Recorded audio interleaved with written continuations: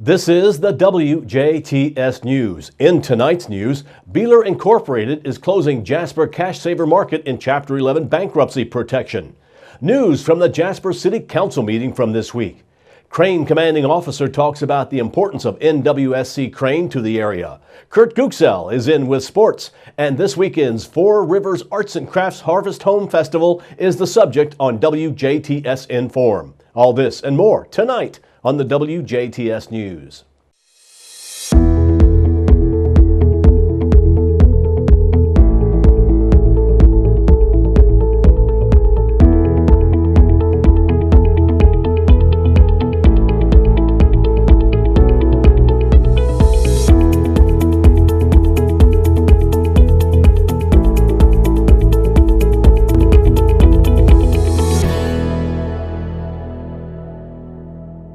Thanks for tuning in. I'm Bill Potter with the WJTS News. Jasper-based Beeler Incorporated and Beeler LLC, a company with 15 grocery stores operating under the Save-A-Lot and Cash Saver Market brands across Indiana, Illinois, and Kentucky, have filed for Chapter 11 protection from their creditors in the Southern District of Indiana. The Cash Saver Market, located in the Germantown Shopping Center on Jasper's north side, will close sometime next month, along with Save-A-Lot stores in Seymour and Louisville, Kentucky, as part of the restructuring. A release from Beeler Incorporated says that while the decision to pursue restructuring through bankruptcy was extremely difficult, the company believes this step is necessary to preserve value as competition in the industry continues to increase. The release states that after reviewing every alternative, the company concluded that Chapter 11 protection clearly provides the most effective and efficient means to ensure the best recovery. The Chapter 11 filing allows daily operations to continue without interruption. The majority of stores will remain open, although there will be some store closings impacting underperforming locations. The company's employees will be paid, and the goods and services purchased by the company going forward will be paid for in the ordinary course of business. The company is confident that restructuring, trimming expenses, and consolidating operations will lead to a more efficiently run and stronger company. No one was injured, but a Huntingburg man was cited after he allegedly blew a red light and caused a two-vehicle accident at the Southside Jasper intersection late Thursday afternoon. Jasper police say around 6 p.m. yesterday, Donald New of Huntingburg was traveling eastbound on County Road 100 South, approaching the intersection with US 231, when his vehicle entered the intersection disregarding a red light. Meanwhile, a pickup driven by Janet Jackson, also of Huntingburg, was headed north along 231, approaching the intersection with 100 South, and entered the intersection and collided with New's crossover SUV. A total of $1,500 damage was sustained in the crash. No injuries were reported. Jasper police ticketed New for disregarding an automatic traffic signal. The report of a fire in a grain batch dryer at a rural Birdseye farm late Thursday afternoon prompted a call to Snellville volunteer firefighters. Around 6:15 yesterday afternoon, firefighters or fire crews from a Snellville area were summoned to the reported blaze at the Craig Huffman farm located along the 3100 block of South 1025 East. Snellville Fire Chief Mark Fisher says the unit misfired and overheated, igniting some grain and dust inside the dryer. Fisher says Huffman shut down the gas supply and turned off the dryer, which resulted in the flames extinguishing themselves. The fire department assisted by removing the grain from the dryer and clearing a small amount of charred grain. There was no damage. 3 trucks and 16 firefighters were on the scene for 30 minutes. In the latest development for the upcoming 10 Clark Jasper Cultural Center, the Jasper City Council Wednesday night passed and adopted a rezoning ordinance. The rezone changes the property from a B2 central business to a planned unit development. In addition to the rezoning, Councilman and Jasper Library Board member Dean Vonderheide updated the council in regards to the status of the Cultural Center, which will be located at the corner of 3rd and Mill Streets, where the former Hoosier Desk building once stood. October 27th is set to be the date to advertise bids for contractors. From there, they will be able to see what the exact cost of the project will be. In relation to the arts, the Jasper City Council passed an ordinance to create an arts sponsorship fund for private donations to the arts program. Currently, donations made to the arts not in relation to the building fund goes into the general fund as a line item for the arts. The new fund will allow the arts to make a more effective use of corporate sponsorships. In other Jasper Council business, the council passed appropriations for the 2019 budget and set the advertised property tax rate of 1.0722. The actual rate will not be revealed until December. While the advertised rate is set higher, the actual rate is expected to be lower. For instance, the 2018 advertised rate was 1.0412, but the actual rate was 0.8560. And the Jasper Common Council held a public hearing regarding a petition to vacate the public right-of-way on a portion of Royal Street between Kellerville Road and Margaret Drive near the corporate headquarters of Kimball International.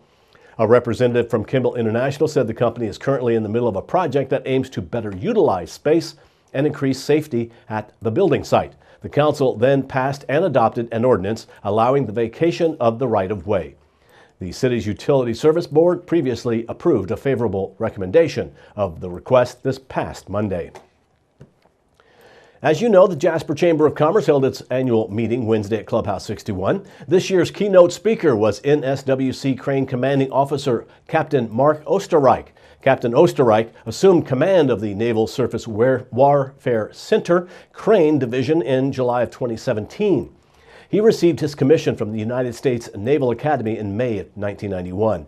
Captain Osterreich talked about how NSWC Crane is no longer the ammunition depot of yesteryear, but now a high-technology laboratory serving the Department of Defense and pumping millions of dollars into the Hoosier economy. Osterreich pointed out many interesting facts about the Crane base. We're not just a national laboratory, we're national leaders in the three areas that we focus in, whether it's strategic deterrence, electronic warfare, or expeditionary warfare. And so that's just kind of we're a really good growth opportunity for the region. A couple more quick facts. Crane is the third largest naval base in the world. It's about 100 square miles. In fact, it's 30% larger than Washington, D.C. And it also puts about $2.2 million a day into the Indiana economy as part of our $1.4 billion business base. Osterreich says the organization doesn't reach those numbers by themselves. They also depend on the support of local communities as well. But we just don't get to those numbers by ourselves. We rely on our local communities to help us in that area, whether it's providing employees or the commercial support that we need. So we're really dedicated to what we call our innovation ecosystem, and that's where we bring industry, academia, local communities, the state, and everybody into our family to help us support our frontline warfighters, the soldiers, sailors, airmen, and Marines. Osterreich spoke to a room-filled crowd gathered for the 65th Annual Jasper Chamber Meeting. You can watch Captain Osterreich's presentation along with the full Chamber Annual Meeting on 18 WJTS next Thursday, October 25th at 8 p.m. Eastern, and again on Sunday, October 28th at 2 p.m. The annual meeting of the Daviess County Chamber of Commerce and Visitors Bureau took place Thursday night with a meeting of numerous businesses and members of the community celebrating those who have worked the hardest and contributed to the community the most. This year saw nearly 40 individual companies in attendance. While the guests enjoyed the banquet, several awards were handed out. Those included the Dillon Tourism Award, going to the local business who has contributed most to tourism this year. The award was claimed by the Indiana Theater in Washington on Main, who offers a cinematic experience to their patrons. The Business of the Year award, self-explanatory in its name, went to one of the newer businesses in the area, Isoflex Packaging, a flexible packaging manufacturer. Isoflex has opened a number of production lines in the area recently, creating a number of jobs. The Isoflex representative present announced plans to open additional production lines in the near future. The evening's guest speaker in Daviess County was Luke Zeller. Jasper-based German-American Bancorp has announced it has completed its previously announced acquisition of First Security Incorporated, the parent company of First Security Bank Incorporated of Owensboro, Kentucky, effective as of October 15th. Immediately following the merger of First Security into German-American Bancorp, First Security Bank merged with and into German-American's banking subsidiary, German-American Bank. In a release, Mark Schrader, chairman and CEO of German-American, says they are pleased the merger received the overwhelming approval of the First Security shareholders and are delighted to welcome First Security's customers, employees, and shareholders to German-American.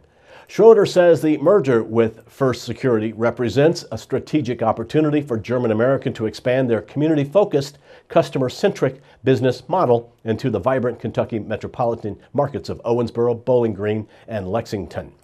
Mike Beckwith, the president and CEO of First Security, will continue to lead German-American's operations in their new Kentucky area in the newly established role of Kentucky Divisional President. Additionally, Lee Mitchell, First Security's board chairman, will be joining the board of German-American Bancorp Incorporated shortly following this merger.